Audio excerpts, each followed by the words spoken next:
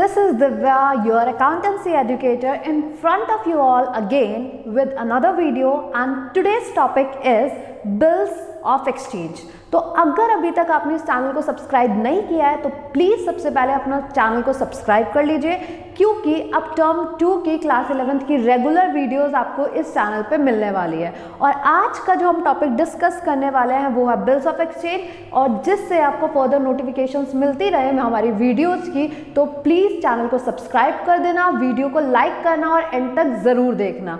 आपको कंप्लीटली यहाँ पे सिलेबस कवर अप हो जाएगा आपका अकाउंट्स का, और जो भी आपको डाउट्स आ रहे हैं, जो भी क्वेरीज आ रही है, उन्हें कमेंट करके मुझे ज़रूर बताओ। अदरवाइज आप मेरे को इंस्टा पे भी डीएम करके अपनी क्वेरीज को पूछ सकते हो। तो without wasting time let's get begin. आज का हम टॉपिक अपना देख लेते हैं, that is bills of exchange. Bills of exchange क्या होता है, ठीक है? तो आ जाइए समझते हैं what is bills of exchange. Okay, तो देखो, अगर कभी भी कोई भी पर्सन सेल करता है तो वी हैव टू ऑप्शंस। क्या ऑप्शंस रहते हैं आपके पास? अगर कोई भी जना सेल करेगा तो या तो वो कैश में बेचेगा या तो वो क्रेडिट में बेचेगा। ओके, बट जब आप कैश में सामान बेचते हो तो सिंपली क्या होता है, आपके पास पैसे आ जाते हैं। ओके, बट अगर आपने सामान बेचा क्रेडिट पे, फॉर एग्जाम्पल यहाँ पर देखो हमारे पास दो पार्टी है, एक का नाम रख देते हैं मोहन और एक का नाम रख देते हैं Sohan. Mohan sold goods to Sohan. Okay, Mohan sold goods to Sohan, और यहां पर मोहन अंकल ने बेचा है सामान क्रेडिट पे। ओके, क्रेडिट पे सामान बेचा, इसका मतलब क्या हुआ, सोहन ने अभी पैसे नहीं दिए। इन दैट केस सोहन यहां पे हमारा क्या बन जाता था, आपको पता होगा, डेटर, और सोहन के लिए मोहन क्या बन गया है, क्रेडिटर। ओके, अब एक बात बताओ, अगर किसी ने किसी को अपना डेटर बना दिया तो क्या गारंटी है कि वो बंदा आपको थोड़े टाइम बाद आके पैसे दे देगा? यहाँ पे कोई भी आपके पास एश्योरेंस नहीं है कि आपकी पेमेंट आपको रिसीव हो जाएगी।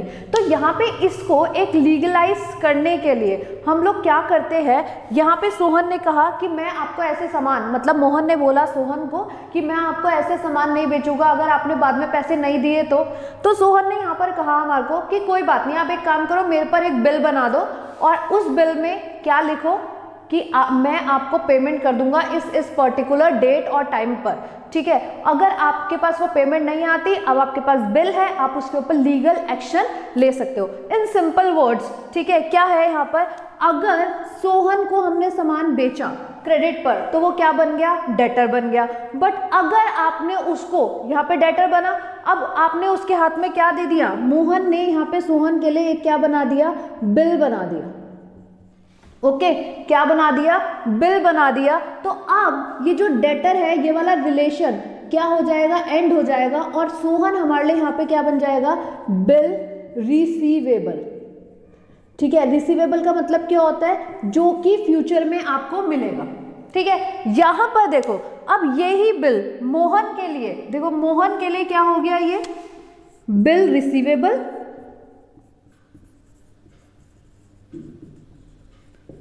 और सोहन के लिए हमारे पास यहां पे क्या हो जाएगा, बिल्स पेएबल। ठीक है, मैंने यहाँ पे पहले गलती से लिख दिया था मोहन वाला सोहन की जगह पे, तो ये क्या हो जाएगा, पेबल्स।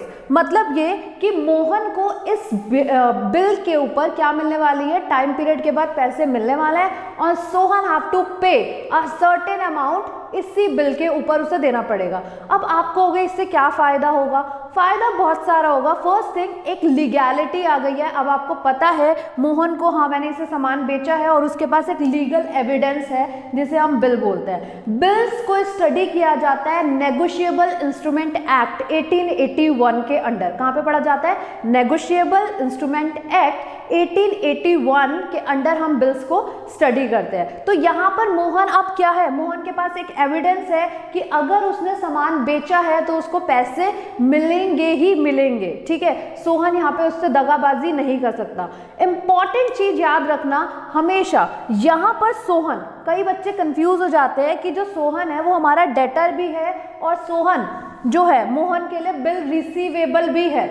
ओके, तो मोहन के लिए, अब देखो, या तो मोहन के लिए सोहन क्या रहेगा, डेटर रहेगा, या तो क्या रहेगा, बिल रिसीवेबल रहेगा। अब आप ये नहीं कह सकते कि मोहन के लिए सोहन जो है वो डेटर भी है और बिल रिसीवेबल भी है। अगर यहाँ पर आपने बिल नहीं क्रिएट किया होता तो वो क्या बनता, डेटर बनता, बट क्योंकि आपने बिल क्रिएट कर दिया है तो डेटर वाला relation comes to an end और वो क्या बन गया, बिल रिसीवेबल बन गया। सिंपल है, एक ही पार्टी के साथ आपके दो रिलेशन क्रिएट नहीं हो सकते। एक बात बताओ, क्या ऐसी पॉसिबिलिटी है कि एक ही लड़की आपकी गर्लफ्रेंड भी है और आपकी वाइफ भी है?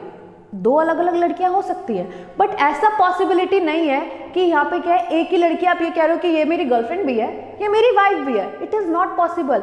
या तो वो आपकी गर्लफ्रेंड होगी जब तक आपकी शादी नहीं हुई, मतलब अभी तक आपका रिलेशन ऑफिशियल नहीं हुआ है, तब तक गर्लफ्रेंड, मतलब डेटर, अनऑफिशियल रिलेशन। जैसे ही आपने उसे, क्या हो गया, आपकी शादी हो गई, तो आप वो क्या बन जाएगी, आपका ऑफिशियल रिलेशन में आ जाएगा। एंड दैट ऑफिशियल रिलेशन का मतलब क्या हुआ, बिल्स पेबल और बिल्स रिसीवेबल। ठीक है, तो वो बंदा आपकी क्या बन जाएगी, वो आपकी गर्लफ्रेंड की जगह वाइफ बन जाएगी। अब आप सेम रिलेशन में नहीं रहोगे। तो यहाँ पे भी है, डेटर क्या है आपके लिए, कौन सा रिलेशन बन रहा है आपके लिए, एक अनऑफिशियल रिलेशन है, रिटर्न कुछ भी नहीं है। और बिल रिसीवेबल आपके लिए क्या है, ऑफिशियल रिलेशन है। पर एक ही बंदा, दो चीजें नहीं हो सकती, पहले वाला एंड होगा, डेटर वाला एंड होगा, बिल रिसीवेबल वाला क्रिएट होगा। इस बात पे मैं पॉइंट इसलिए कर रही हूँ, जब हम अकाउंटिंग करते हैं तो इसी तरीके से अकाउंटिंग की जाती है कि फर्स्ट क्या होता है, डेटर क्रिएट होता है, आफ्टरवर्ड हम डेटर को कैंसिल करेंगे और बिल्स क्रिएट कर देंगे। तो in the books of Mohan क्या हो जाएगा, बिल रिसीवेबल, रिसीवेबल मतलब मोहन को पैसे मिलने हैं। In the books of Sohan क्या हो जाएगा, लायबिलिटी हो जाएगी, इसके लिए क्या हो जाएगा, बिल्स पेबल। मोहन के लिए क्या है, बिल रिसीवेबल एसेट्स, और सोहन के लिए क्या है, bills payable liability. I hope ये बात आपको समझ में आ गई होगी। जब आप क्रेडिट सेल करते हो और साथ में अपनी पार्टी को क्या दे देते हो, एक बिल बना के दे देते हो और उसमें लिखा होता है, क्या क्या लिखा होता है, आ जाओ आपको बुक से पढ़ के बता देते हैं कि क्या क्या लिखा होता है। देखो, bills payable is a negotiable instrument. ठीक है, बिल्स पेबल को हम क्या बोलते हैं, नेगोशिएबल इंस्ट्रूमेंट। नेगोशिएबल का मतलब होता है इजिली ट्रांसफरेबल। ठीक है, क्या मतलब होता है, इजिली ट्रांसफरेबल। फर्दर वीडियोस देखते रहना, इस वर्ड को हम बहुत अच्छे से डिस्कस करने वाले हैं जैसे जैसे हम अकाउंटिंग ट्रीटमेंट की तरफ आ जाएंगे। तो जो बिल्स पेबल क्या है, हमारा नेगोशिएबल इंस्ट्रूमेंट है। इसको हम पढ़ते ही नेगोशिएबल इंस्ट्रूमेंट एक्ट 1881 के अंडर है। देखो डेफिनेशन क्या है, अ bill of exchange is an instrument in writing, लिखा हुआ होता है, कंटेनिंग एन अनकंडीशनल ऑर्डर, जिसमें एक ऑर्डर होता है, अनकंडीशनल ऑर्डर होता है। और ऑर्डर कौन दे रहा होता है, मोहन। ठीक है, जहां पे क्या होता है, मोहन जो सेलर होता है वो ऑर्डर दे रहा होता है, sign by maker. Sign by maker, बनाने वाला कौन है, मोहन, तो साइन कौन करेगा, Mohan. Directing a certain person to pay a certain sum of money only to, direct करते हुए, मोहन उसमें लिखेगा, डायरेक्शन देते हुए सोहन को कि आपको इतना सम ऑफ मनी पे करना है। ठीक है, और to order of a certain person to the bearer of the instrument. ठीक है, मतलब किस पे करना है, जो भी वो ऑर्डर देगा जिसके अकॉर्डिंगली, या फिर जो भी एक रिसीवर पार्टी होगी उससे आपको क्या करना है, पेमेंट करनी है, और ये पार्टी पे करेगी। जो जो इंस्ट्रक्ट कौन करेगा, मोहन। देखो बिल क्या है, एक राइटिंग में है, बिल पे लिखा होता है मोहन एंड कंपनी ने बिल बनाया है, लाइक यहाँ पे आपकी डेट मेंशन होगी, सोहन का नाम लिखा हुआ होगा, कितने टाइम का है, लाइक 3 मंथ्स का है। मैक्सिमम टाइम पीरियड बिल्स का जो होता है वो 3 मंथ्स होता है। और सारी की सारी डिटेल्स लिखी होंगी, कितना अमाउंट है ये लिखा होगा, क्या बेचा ये लिखा होगा, किसके ऊपर बना ये लिखा होगा, सारी कंप्लीट डिटेल्स उस पर लिखी होंगी। और मोहन वहाँ पर क्या होगा, मेकर क्या कर रहा होगा, ऑर्डर कर रहा होगा। ये सारी के सारी डिटेल्स के साथ आपका बिल बनाया जाता है। आई होप ये बात आपको क्लियर हो गई होगी। ठीक है, तो come to the next point. Next point हमारे को यहाँ पे क्या देखना है कि बिल्स में कितनी पार्टी होती हैं। तो आ जाओ देखते हैं। हमारे पास 3 मेन पार्टीज को हमारे को यहाँ पे डिस्कस करना है। Number 1 drawer, number 2 ड्रॉई and number 3 पे। Okay, number 1 drawer, number 2 ड्रॉई, number 3 पे। अब ड्रॉर कौन होता है, ड्रॉर इज अ पर्सन जो क्या करता है, बिल ड्रॉ करता है। ड्रॉ करना मतलब बिल बनाता है, मेकर है। ठीक है, तो यहां पर देखो ड्रॉर का मतलब क्या है, मेकर ऑफ बिल। क्या है ड्रॉर का मतलब, मेकर ऑफ बिल। तो हमारे केस में ड्रॉर कौन हो गया, मोहन। तो मोहन के नीचे लिख दूं, Mohan draw a bill on Sohan. ठीक है, इसने क्या किया, सोहन के ऊपर बिल बनाया, मोहन ने सोहन के ऊपर बिल बनाया। इसे हमने क्या बोला, मोहन क्या हो गया यहाँ पे, ड्रॉअर ऑफ द बिल। तो ड्रॉअर कौन पर्सन है, जो बिल क्रिएट करता है, उसे हम लोग क्या बोलते हैं, ड्रॉअर बोलते हैं। क्लियर है। नेक्स्ट पॉइंट देखो, नेक्स्ट आता है ड्रॉई। ड्रॉई वो पर्सन होता है जो बिल को एक्सेप्ट कर लेता है सॉरी, उसे हम लोग क्या बोलते हैं, ड्रॉई बोलते हैं। तो यहां पर ड्रॉई कौन है, एक्सेप्टर ऑफ बिल को हम क्या बोलते हैं, ड्रॉई बोलते हैं। अब देखो सेकेंड टर्म हमारे को क्लियर हो गई, ड्रॉई कौन है। नेक्स्ट आ जाता है पे। पे वो पर्सन होता है, देखो यहां पर मोहन ने बिल क्या किया, ड्रॉ किया, क्रिएट किया, मेक किया, तो मोहन हो गया ड्रॉअर। सोहन ने बिल को एक्सेप्ट किया, तो सोहन क्या हो गया, ड्रॉई। ओके, सोहन क्या हो गया हमारे लिए, ड्रॉई। अब सोहन के बाद में हमारे पास क्या है, सोहन ड्रॉई हो गया। ड्रॉई मतलब जो बिल को एक्सेप्ट करेगा और कहेगा ओके मैं आपके पेमेंट इतने टाइम के बाद पे कर दूंगा as per your instruction, as per your orders. ठीक है, एक्सेप्ट कर लिया इसने इस बात को। नेक्स्ट अब क्या आता है, after a certain period of time, जो भी उसकी मैच्योरिटी होगी, जो भी वैलिड पीरियड दे रखा होगा, उसके बाद में ये क्या करेगा, सोहन मोहन को पेमेंट करेगा। तो जिस भी पार्टी को रिसीव हो रही होती है पेमेंट, ओके, तो अब आप कहोगे कि मैम यहाँ पे तो मोहन को ही पेमेंट रिसीव होगी, तो मोहन इज अ ड्रॉअर और मोहन ही पे भी होगा। तो यस, मोहन ड्रॉअर भी होगा, मोहन पे भी होगा, बट नॉट ऑलवेज। आगे आगे आप समझोगे डिफरेंट केसेस, तब भी यहाँ पे हम एक और टर्म समझ रहे हैं। पे कौन होता है, जिसको पेमेंट रिसीव होती है, जिसको फाइनली पेमेंट रिसीव होती है, उसे हम लोग क्या बोलते हैं, पे बोलते हैं। तो यहां पर हमारी तीन इंपॉर्टेंट टर्म्स यूज होने वाली है, number 1 drawer, number 2 ड्रॉई and number 3 पे। आई होप ये आपको अच्छे से क्लियर हो गया होगा। तो come to the next point, कुछ इंपॉर्टेंट फीचर्स होते हैं बिल्स ऑफ एक्सचेंज के। तो क्या क्या फीचर्स है हमारे पास बिल्स ऑफ एक्सचेंज के।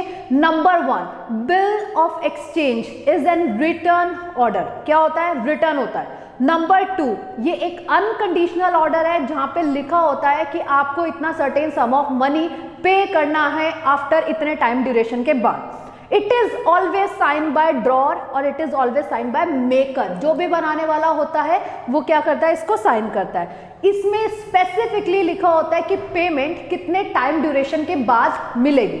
Okay, time duration is always fixed कि 2 महीने बाद, 3 महीने बाद, जो भी होता है वो फिक्स्ड होती है।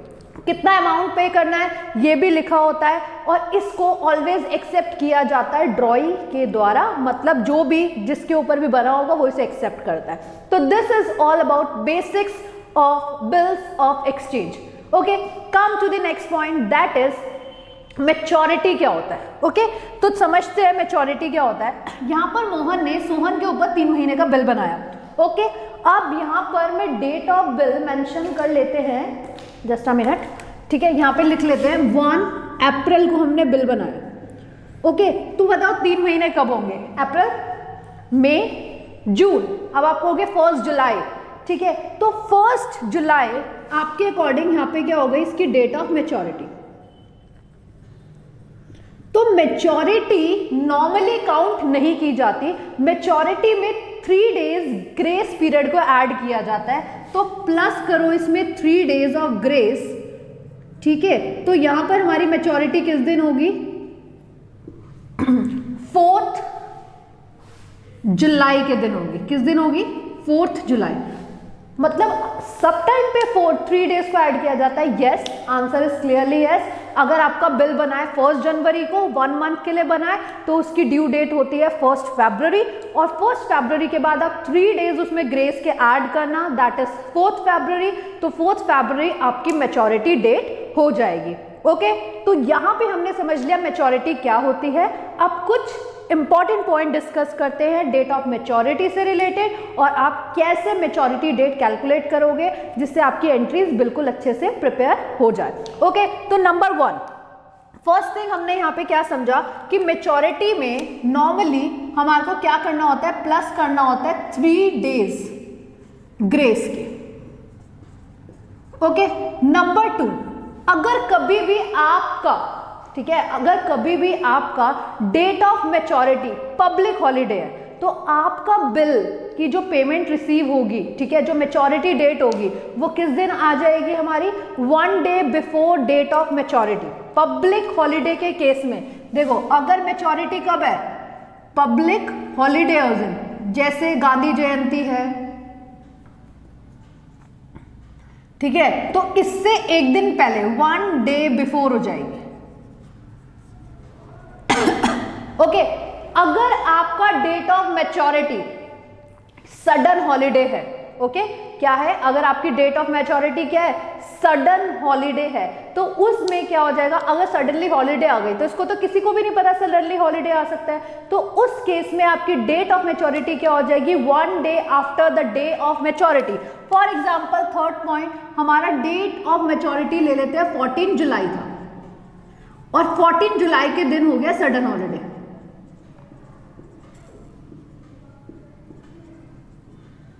तो हमारी मैच्योरिटी किस दिन होगी, 15 जुलाई को हमारी मैच्योरिटी हो जाएगी। ठीक है, तो अगर ये आपका मैच्योरिटी आ रहा है 15 अगस्त, तो कब हो जाएगी, 1 डे बिफोर, मतलब 14 अगस्त को। अगर आपकी मैच्योरिटी 16 को है और 16 को सडन हॉलीडे हो गया, तो आपने क्या किया, 1 day after the date of maturity अपना बिल को आप क्या करा लोगे, मैच्योर करा लोगे और उसकी पेमेंट हो जाएगी।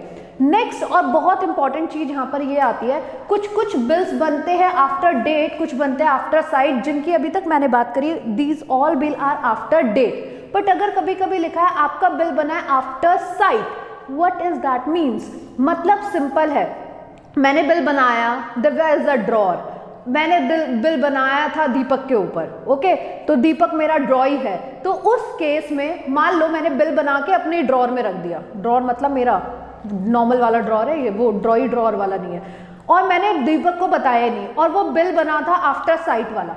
आफ्टर साइट का मतलब जब तक दीपक ने देखा नहीं तब तक उसका date of counting period start नहीं होगा। फॉर एग्जाम्पल, मैंने तो 1 जनवरी को बिल बना दिया था, पर दीपक ने देखा 10 जनवरी को और बिल था 2 महीने का, तो हम 10 महीने के आगे काउंट करेंगे टाइम ड्यूरेशन, 1 जनवरी से काउंट नहीं करेंगे। आफ्टर साइट दीपक ने किस दिन देखा, 10 तारीख को, तो हमारा जो मैच्योरिटी, हमारा जो टाइम पीरियड काउंट होगा 2 मंथ्स का, वो कब काउंट होगा, 10 जनवरी से काउंट होगा। ओके, तो ये बातें तो हमारे को क्लियर हो गई। सारी की सारी डेट्स काउंट करने के लिए आपको 3 डेज का ग्रेस पीरियड ऐड करना होता है। और वन मोस्ट इंपॉर्टेंट थिंग, अगर कभी भी आपका बिल दे रखा है और वहाँ पे लिखा है कि आपका बिल बना 10 डेज के लिए, तो count number of days, like 1 2 3 ऐसे करके काउंट करो। जैसे 15 जुलाई को बना 10 डे के लिए, तो 15 + 10 दैट इज 25 + 3 ग्रेस पीरियड करो, आपका 28 जो डेट होगी वो मैच्योरिटी आ जाएगी। बट अगर आपका बिल बना है महीनों के लिए, तो इट डजंट मैटर कि महीने में 30 दिन है या फरवरी के 29 डेज है या आपका जुलाई के 31 डेट है, कोई फर्क नहीं पड़ता, आप पूरा महीना काउंट करो। ओके, जैसे आपका बिल बना 1 मंथ के लिए, जनवरी में बना है, तो 1 to 1 ये 30 का है, 31 का है, 28 का है, 29 का है, डजंट मैटर, सीधा 1 through 1 पे जंप करो। 15 जनवरी को बना, 3 महीने का है, तो 15 जनवरी से 15 फरवरी 1 मंथ, 15 फैब से 15 मार्च 2 मंथ, 15 मार्च से हमारा क्या आ जाएगा, अप्रैल, 15 अप्रैल 3 मंथ्स + 3 डेज ग्रेस के। अब कौन से वाले मंथ में 28 डेज आए, 29 डेज आए, डजंट मैटर, बट अगर नंबर ऑफ डेज के लिए बना है तो आपको काउंट करने पड़ेंगे कितने नंबर ऑफ डेज है। आई होप ये वीडियो आपके लिए यूजफुल रहेगी और आपको basics of bills of exchange अच्छे से समझ में आ गया होगा। तो फर्दर वीडियोस के लिए प्लीज क्या करो, इस वीडियो को, चैनल को सब्सक्राइब करो, अपने फ्रेंड्स के साथ शेयर करो, ज़्यादा से ज़्यादा जो भी आपको डाउट्स है अपने डाउट्स कमेंट करो, और आप मेरे को DM करके पूछ सकते हो इंस्टा पे। और साथ ही के साथ वीडियो को लाइक ज़रूर कर देना, शेयर ज़रूर कर देना, और बिल्स ऑफ एक्सचेंज को अच्छे से रिवाइज करके इतने नोट्स को प्रिपेयर कर लेना, तब तक जब तक नई वीडियो नहीं आ जाती। और वीडियो नेक्स्ट के लिए भी तैयार रहना, बहुत जल्दी आने वाली है। तो अभी के लिए बाय बाय।